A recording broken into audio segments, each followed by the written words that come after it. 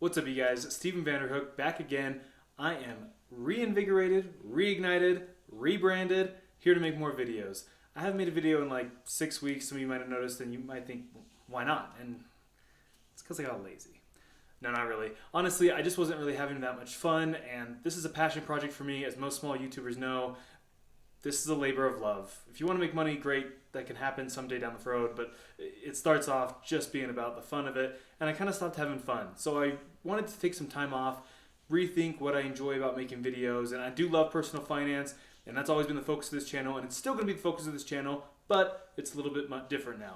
With Magic Metal Money, the new name of the channel, which I'm really excited about, just taking a little more lighthearted approach and blending a couple of different hobbies together, which, you might know that first tip people say when you're starting a YouTube channel is, hey, don't blend your multiple hobbies together. Don't blend your interests together.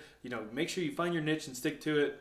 That's great advice. I don't care. I'm just going to do what I want to do because I want to have fun. So yes, it's going to be personal finance related, but all within the realm and focus and framework and through the lens of Magic the Gathering and collectibles in general, because I do think that is a fun asset class to invest and park some of your money in. So we're going to talk a little bit about that, what I think is possible with investments, and why the change. Magic Metal Money. No, I'm not going to be doing coin tricks. That would make sense. That would cover all three, right? If I could do some sleight of hand with coins. I don't know how to do any of that. But I do love Magic the Gathering. I have since a kid. I love playing the game, and I love being able to invest a little bit in it. Of course, there are three main investment classes, right? We have stocks, bonds, and real estate. And collectibles are just fundamentally different. And I do think there's some opportunity for there to do some real investing. I keep it small because it is risky. There's no doubt about that. It's a risky sector of money. And this is all about diversification. Right? So people diversify, of course, across different markets, different industries, different countries, different currencies. We all know Ray Dalio, he's all about diversification is the best way to hedge risk while not losing opportunities for gains. And I like to do a little bit in collectibles. Now, no, Ray Dalio doesn't do anything in collectibles, at least not that I know of or not that he talks about, but it can be a fun realm. I personally keep like 5 to 10% of my portfolio. So for every $1,000 I invested in Magic, that means I've invested $9,000 in stocks and bonds. So, I keep it as a small percentage because it is riskier, but there's more opportunity. So the hope, with your general portfolio, if you can return 8% a year on average over a long period of time, that's great. You're doing awesome. You could double your money in every 9 years, and it's going to look great. With collectibles, I'm hoping to get a little more. I'm not saying I want 20% every year. There are some years that spike, of course, but it's more volatile in general, so you got to take a long time frame. Just like any investment, we're not talking about 6-month flipping. We're not talking about 12 months of stocks. We're talking about, 5-year minimum. It's especially true with collectibles. You got to have that long-term horizon. But if I can get 10 to 12% with that percentage of my portfolio, I'm going to be happy with that. And I'm going to have a lot of fun along the way. It's interesting. It's a subject I love. And that's one of the main points is you got to make sure you enjoy it and are having fun. And I really enjoy collectibles, and I think it can be a better return. Stocks, as you know, really just owning a company. You actually own a piece of a company, and that company operates and does its thing, it does its business, it creates value for its customers, and at the end of the year, end of the quarter, it has profits, right? Just like any company, what does it do with its profits? It either keeps it in the business with retained earnings, or it pays it out to those who own the company and say, hey, here you go, here's your profit share. That's called a dividend. We're all used to a dividend, but you really understand what it is. It's not that complicated. If you think about a business that's not public and it's your own personal business, at the end of the day, when you make money, do you keep it in the business to invest and grow, or do you just take it out of the business to pocket as the owner of the company? Those are the two options you have with profit. And with bonds, these are totally different than stocks, because bonds is just a fancy word for a loan. You're saying, hey, Company X, I'm going to give you 10 grand. You're going to go and you're going to operate with that. It's on a 10-year term, and it's at a 4% rate. So every year you're going to give me 4%. So you're going to give me $400. Whether that's in quarterly or installments or every 6 months, whatever.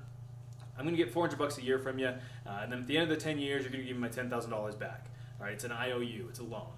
And then real estate, we all know what real estate is. Obviously, it's a physical asset. It's land, or it's a property. It's a business, or it's a building where people live, or businesses sit in and run their business from, and they pay rent, and hopefully over time the asset under itself is appreciating in value, and you can eventually have the opportunity to sell down the road for more money. But in the meantime, people are paying rent. That's the whole idea behind real estate. So these are all basic income and asset classes, but with collectibles, totally different ballgame, because realistically, it's just simply supply and demand of a product and who wants it, right? And so naturally, there's more risk, and that's what I want to make sure you're all aware of. That hey, this isn't. Did you read an article in Forbes that a Black Lotus sold for 100 grand? You know, and the dude bought it for $5 in elementary school when he was in 1994, right? Or it's like, hey, I went and I scammed a kid. I gave him a candy bar. He gave me a Black Lotus. I sold it 20 years later for 100 grand. Okay, no, yes, that can happen, but realistically, that sounds great and that's all fun. But magic investing is very different. Collectible investing, there's a lot to it. But at the end of the day, it is simply supply and demand. It's just bids and asks and people saying what they want. And with any asset class like that, that means the bottom can drop out, right? The floor can just fall out from underneath you. You think of Beanie Babies in the 90s or the early 2000s, that was just a hot potato. Everyone was in the market of Beanie Babies because everyone else was in the market of Beanie Babies. So you get the first people who actually want the item, and then people who want the item but can't get it because of distribution issues or limited editions or things like that, and people start to pay a premium. And so now people who don't know anything about Beanie Babies start to hop into the market, and so the market's growing faster than the company can supply and pump out those Beanie Babies, or with limited edition ones, there's only a limited supply, and so everyone's going for it, but most people don't actually want the underlying product, right? And so at the end of the day, it's going up in price, and then everyone's passing it around, and you hope you don't get caught with it at the end when everyone realizes, hey, wait, no one wants these. I got 30 grand worth of Beanie Babies, and no one wants it.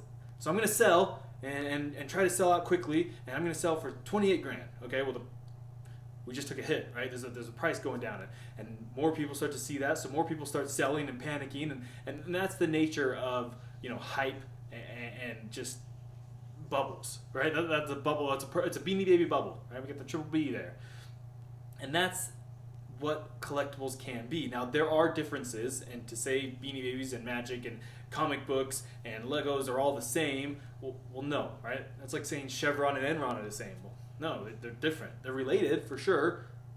They both end in Ron, and they're energy companies, but they're fundamentally different, and even though they're related. Magic is different.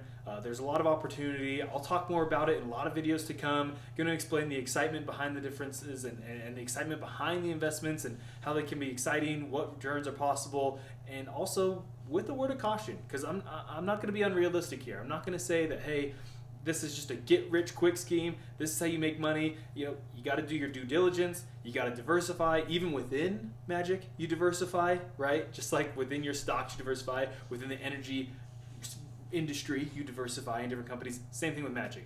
In the world of investments, in the niche of Magic the Gathering, you still need to make sure that you diversify, that you do your due diligence. It's just like any other investment. It's a lot of fun. I hope you all enjoy these upcoming videos. We'll see you next time. Thanks. This is Steven with Magic Metal Money.